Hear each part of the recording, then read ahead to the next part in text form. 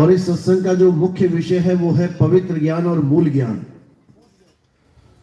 जब तक हमें पवित्र ज्ञान और मूल ज्ञान के बारे में समझ में नहीं आया, तब तक हम ऐसे ही जन्म मरण में धक्के खाते रहेंगे, बार बार किसी ना किसी मां के गर्भ में जाते रहेंगे, बार बार कोई ना कोई शरीर धारण करते रहेंगे, कभी मुक्त नहीं हो पाएंगे।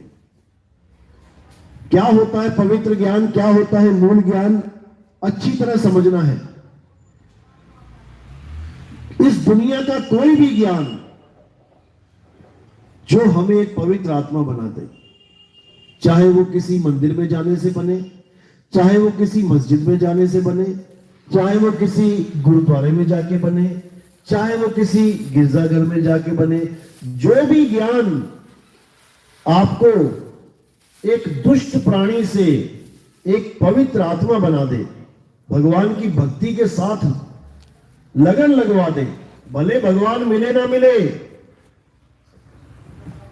वो बात की बात है, लेकिन तुम्हारे अंदर एक ऐसी जिज्ञासा पैदा कर दे, ऐसा दिया जला दे उस ज्ञान का कि बस मुझे भगवान चाहिए, उसे पवित्र ज्ञान कहते हैं।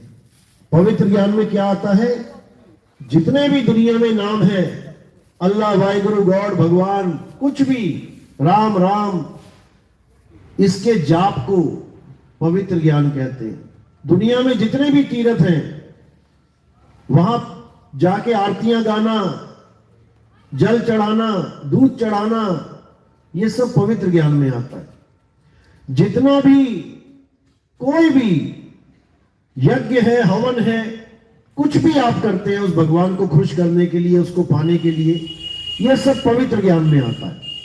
यह करने से आपको कोई नुकसान नहीं होता, कोई आपको पापी नहीं कहेगा, कोई आपको दुष्ट नहीं कहेगा। क्या कहेगा, अरे ये मुसलमान है लेकिन बड़ा धार्मिक बंदा है, ये हिंदू है लेकिन बहुत धार्मिक है, ये ईसाई है बहुत धार्मिक है, ये सिख है बहुत धार्मिक है। सब आपको धार्मिक ही कहेंगे, यानी पवित्र आत्मा ही कहेंगे कि ये मुसलमान है, 5 टाइम नमाज पढ़ता है, ये झूठ नहीं बोल सकता, ये बहुत पवित्र आत्मा है। सबको पवित्र बनाने का जो ज्ञान है उसको पवित्र ज्ञान कहते हैं। लेकिन पवित्र ज्ञान से मुक्ति नहीं होती, इतना समझ लो। इसीलिए कबीर साहब ने बोला था, धर्मदास मेरी लाख दुहाई, ये मूल ज्ञान बाहर ना जाई। पवित्र ज्ञान तुम जग में भाखो और मूल ज्ञान गुप्त कर राखो। इस मूल ज्ञान को गुप्त करने का आदेश था कि तुम ठीक है, तुम प्रचार करो, तुम ज्ञान दो, लेकिन पवित्र ज्ञान देना, मूल ज्ञान मत देना। मूल ज्ञान कब खोला जाएगा, जब 12वां पंथ खत्म होगा। मूल ज्ञान तब लग छुपाई जब लग 12 पंथ ना मिट जाई। मिट जाई का मतलब ये नहीं कि मिटी जाना है उसने, मिट जाई का मतलब जब तक उस पंथ के सारे अज्ञान का खुलासा ना हो जाए। जैसे ही अज्ञान का खुलासा हुआ, वो पंथ मिट गया, वहां के शिष्य आगे बढ़ गए, उनके लिए मिट ही गया। जैसे 12वीं क्लास जैसे ही आपने पार करी, कहां पहुंच गए, कॉलेज में। अब वो होता हुआ भी तुम्हारे जीवन से मिट गया, दोबारा जाओगे क्या 12वीं में बैठने? कोई नहीं जाता। भले तुम्हारे आंखों के सामने तुम्हारा स्कूल आ जाए रास्ते में चलते हुए, फिर भी तुम नहीं जाओगे अंदर की में जाके बैठ जाओ एक बार, क्योंकि वो होता हुआ भी मिट गया। 12वां पंथ कौन सा है? गरीबदास जी का पंथ है। गरीबदास जी के पंथ में जो आखिरी परिवर्तक, जो गुरु आया, वो कौन है? हंस मुनि। हंस मुनि कालदूत के बारे में जिक्र है कबीर सागर में कि वो आएगा, हंस मुनि कालदूत 12वें पंथ में आएगा, खूब सेवा करेगा, उसके बाद खुद ही कबीर बन जाएगा। ये हंस मुनि के बारे में सारा लिखा हुआ है पहले। और जब उसके ज्ञान की समाप्ति होगी, यानी 12वां पंथ खत्म होगा, तब 13वां पंथ उजागर होगा। तो कब हुई है हंस मुनि को उम्र कैद? 11 अक्टूबर 2018 को। और हमारा ज्ञान कब उजागर हुआ? 13 अक्टूबर 2018 को।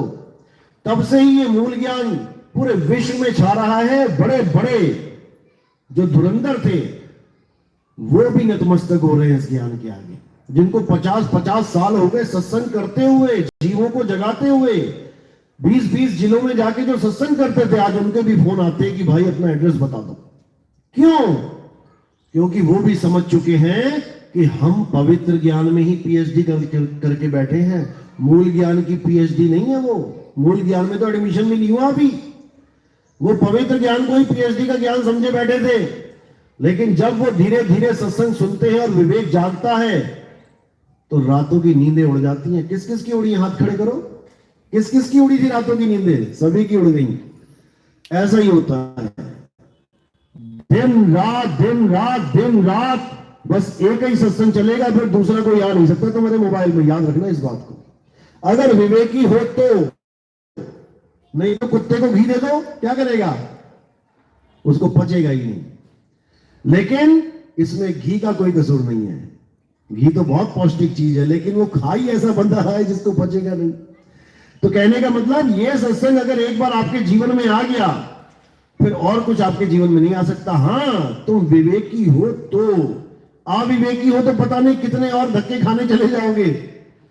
ये होता ही आया है, ऐसा नहीं है। कबीर साहब के 64 लाख शिष्य थे, केवल 2 बचे थे। बाकी कहां गए? अर्जुन सर्जुन के अलावा सब 84 में धक्के खाने चले गए।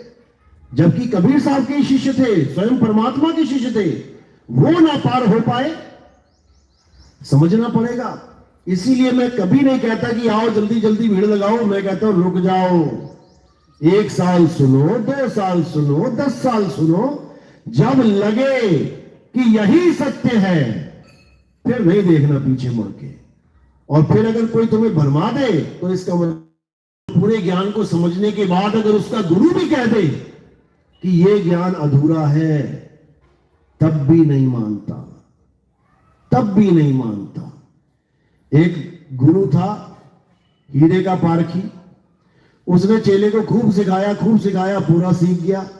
अब एक हीरा, कोहिनूर हीरा चेले के हाथ में लग गया। चेले के हाथ में लगा, चेला बहुत खुश, गुरु के पास गया। देगा, कभी नहीं फेंकेगा, क्योंकि चेले ने ज्ञान समझ लिया है। अब गुरु भी उसको भ्रमित नहीं कर सकता। गुरु भी कहते कि ये हीरा तो नकली था।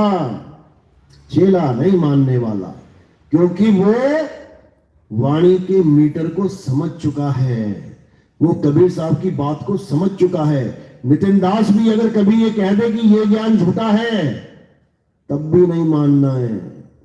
इसीलिए साहिब कहते हैं, वाणी से पहचानिए और साधु चोर की हाट, अंतर की करनी से निकले मुंह की बात।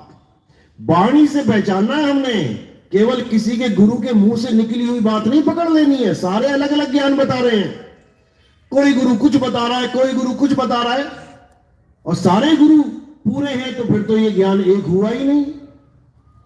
इसलिए सारे गुरुओं की सुनो सबकी, लेकिन अपने विवेक के द्वारा निर्णय भी कर लो कि कौन सच बोल रहा है, कौन झूठ बोल रहा है। सब काहू का लीजिए सांचा शब्द निहार, और पक्षपात मत कीजिए, कहे कबीर विचार। सबका सुनो, क्या कह रहा है ये बाबा, क्या कह रहा है वो संत, क्या कह रहा है ये महात्मा जी, क्या कह रहे हैं। और जब असली बात समझ में आ जाए तो उस पर अटल हो जाओ। तो असली बात क्या है? मूल ज्ञान। मूल ज्ञान ही असली बात है। और जब मूल ज्ञान जीवन में आ जाएगा तो सारी नकली बातें किनारे हो जाएंगी, सारे नकली नाम किनारे हो जाएंगे। क्या है नकली नाम? 52 अक्षरी नाम, जिसके लिए कबीर साहब ने कहा इस दुनिया में 2 प्रकार के नाम हैं। एक 52 अक्षरी नाम यानी असत नाम, और एक मूल ज्ञान यानी कि 52 से परे आत्म स्वरूप का नाम, इसको सतनाम बोला गया है। तो साहिब कह रहे हैं कि कृत्रिम नाम और सत नाम में नहीं पता लगा, तब तक तुम नकली बीज ही बोते रहोगे। नकली बीज क्या है? प्लास्टिक के बीज। प्लास्टिक के बीज बोने से कभी कोई फसल उगने वाली नहीं है। भले वो दिखाई वैसे ही देते हो जैसे प्लास्टिक की छिपकली, प्लास्टिक के कॉकरोच, प्लास्टिक का सांप। क्या वो कभी किसी को डसेगा? कभी नहीं डसेगा। दिखने में एक सा ही लगेगा, तुम पहचान भी नहीं पाओगे अंधेरे में। दिखता एक जैसा ही है, लेकिन ये होता है। इसी प्रकार परमात्मा का जो नाम है वो असली और नकली दोनों हैं। क्या है असली नाम, क्या है नकली नाम, दोनों को समझ लो। नकली नाम क्या है? जो लिखने बोलने पढ़ने में आ जाते हैं, वो सब नकली नाम है। जिसको शायर ने बोला गुरु ग्रंथ साहब में, कृत्रिम नाम कथे तेरे जीहिबा, सत्य नाम तेरा परापुर बला। नकली नाम जीभ से, होठ से, कंठ से बोले जाते हैं। कोई भी नाम हो, कबीर कबीर कबीर, कोई भी नाम, राम राम राम, कोई भी नाम, अल्लाह वाहिगुरु गॉड, क्यों बोला इनको नकली? क्योंकि ये इंसानों के द्वारा बनाए जाते हैं। जब हम आदि मानव थे, जब हम आदि मानव थे, ना हमारे पास कपड़े थे, ना हमारे पास कोई मकान दुकान, कुछ भी नहीं था, रहने को घर भी नहीं था। जानवरों की तरह गुफाओं में रहते थे, पेड़ों पे रहते थे, बंदरों की तरह। कोई नाम नहीं था उस वक्त, कोई भगवान का नाम नहीं, कोई हमारा तुम्हारा नाम नहीं। यहां तक कि 5 तत्वों में रहता हुआ भी 4 तत्वों को ही भोग रहा था। 5वां तत्व भी नहीं था उसके पास। कौन सा तत्व नहीं था?